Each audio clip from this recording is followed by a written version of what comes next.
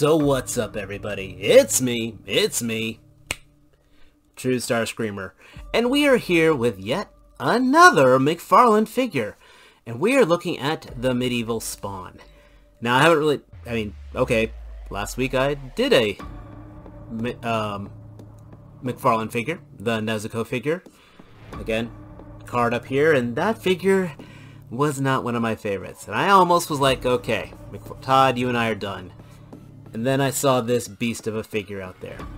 Now, I haven't reviewed a lot of them, but I do actually have a decent amount of, well, I want to say the first wave of the Spawn figures. They've been kind of hit and miss, I'm not going to lie. And so, I'll admit, I'm taking a chance on this guy. So we've got him out here. Here he is in his glorious box. Logo. Cool artwork on the side. Very cool artwork on the back. Stuff that's very well depicted on the artwork is not necessarily in the box, and we'll kind of talk about that.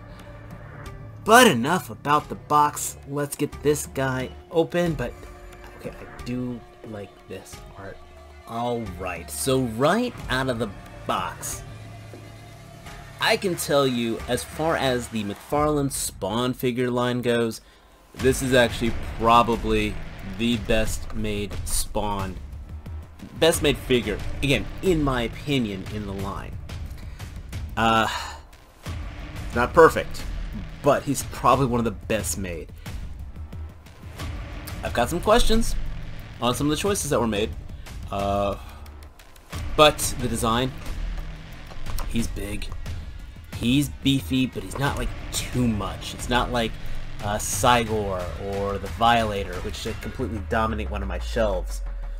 But this guy is just, honestly, enough action figure for me in all the right ways. Now, accessory count wise, he comes with the sword and he comes with his hammer. Now, the hammer's pretty neat. It actually does have a Spawn symbol on the business end of it, but I'm a little spoiled. I mean, that box art, he had weapons, including a nice big axe, and I think I really would have preferred an axe over that hammer. Now, that's just me. Let's go ahead and get these guys out. Oh, and of course he has your McFarlane stand. So, the sword itself, come on here, let go. It's okay. I need to heat that up to straighten it out. It's a single cast. It's got some neat runes on the side of it, which I think's pretty neat. So the runes are on both sides in the same place, so I guess it's on the same side of the mold. It's sized appropriately, but that's all she wrote. The hammer, as I mentioned before, he's got a Spawn symbol on the side here. Nice spike here. It's hefty. It scales well with him. Can't deny that. But again, like I said, I think I would have preferred the axe. Let go of that. Come on, man. Let go! I like this a lot better than the Shao Kahn hammer. That thing, it got floppy after a while. So this, as far as material goes, is pretty nice. Again, though, one color. Medieval Spawn himself, a lot of really nice detail. You can start from the bottom, work your way up from the asymmetric armor. He could have easily gone both, but I know that was a really nice touch. The whole costume is scaled beautifully.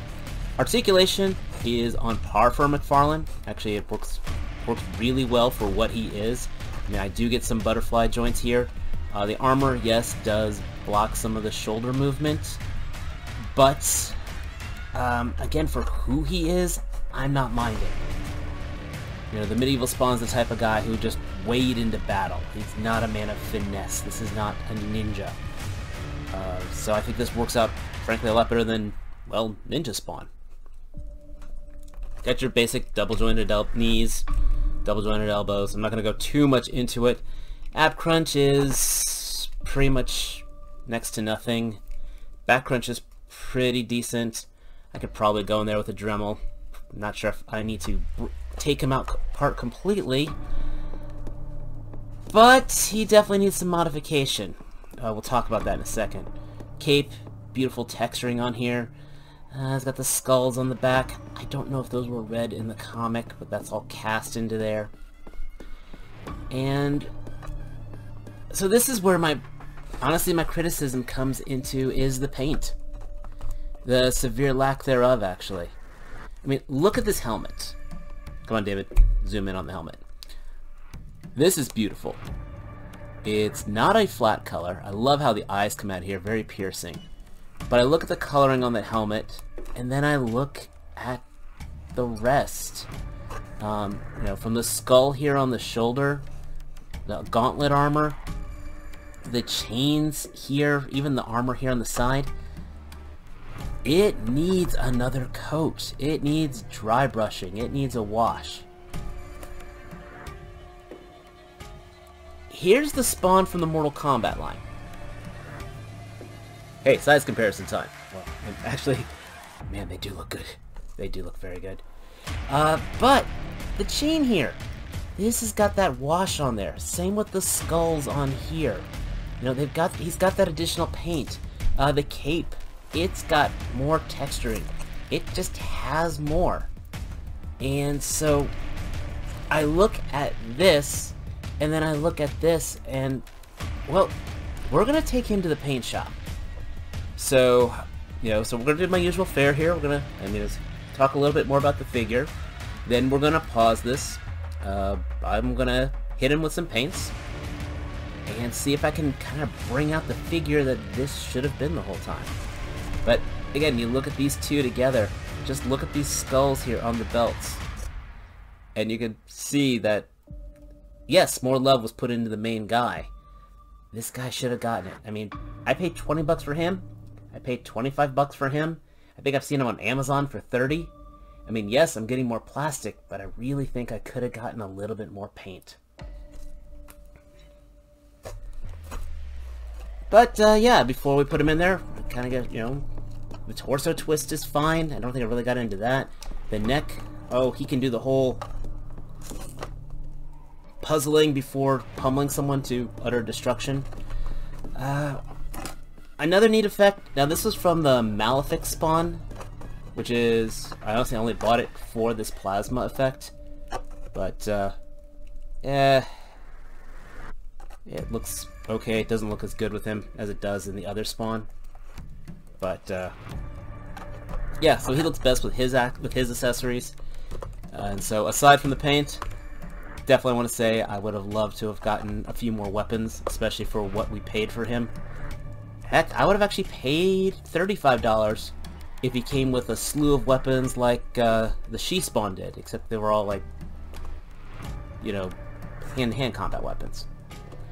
But let's take one last look at this guy, and again, the texturing is all in the armor here. So I'm actually really looking forward to see what we can bring out of this. So next time we see this, we'll use the magical world of editing and see what we can pull out of him. That totally didn't sound right. So here he is out of the paint shop. I have to say I am very pleased with how this turned out. Mostly all I did was did the hot water treatment, and I popped the arms out of the sockets, I popped the torso out, and popped the head off. This piece is actually glued onto the legs, I kid you not. And then after that, I just did a basic black dry brush over all of this. On the gauntlets, on the shoulders, on the back of the cape. Now then I painted the skulls black. And then after I painted the skulls black, I then went over that with silver as well. But this is just black dry brushing here. I did a little silver dry brushing on the helmet. I don't know if the camera picks up. I also took a little bit of silver on the edge here to give it some weathered look. And then I took black, then silver dry brush onto the torso. But just that little extra bit of paint. Okay, let's bring out the factory one. This was factory painted versus my painting. I mean, obviously, they do it better. They get paid for it. I mean, they did things on here I still wish I could do, like paint the buckles. I couldn't really get the buckles on the helmet that well.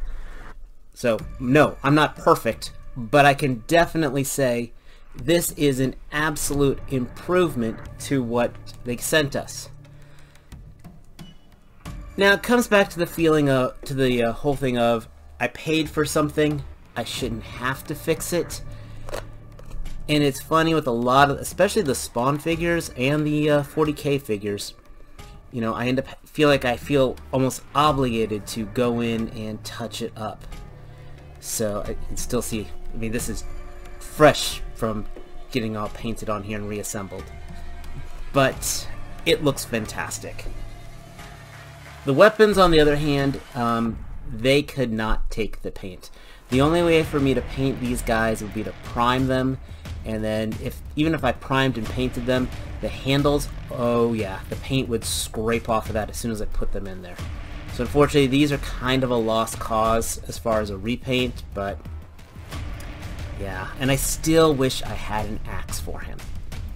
So in the end, the final thoughts are, I do recommend him. If you're a painter like, I mean, out of the box, he's fine. He is absolutely fine. But if you are someone who likes to paint, needless to say, it is very rewarding with what you get. And I'm gonna stick with what I said. I think this is probably the best of the Spawn series from McFarlane to date. I got him on Target. I believe he's also on at Amazon. And I do recommend picking him up. But let me know your thoughts. You think I should have just left him well enough alone? Do you like this? Have you done it yourself? Leave a comment down below. If you like this, give me a like. If you dislike it, give me a like, just out of sympathy. If you're new here, hit that sub button. And welcome to the team. And as always, until next time, take care. Peace.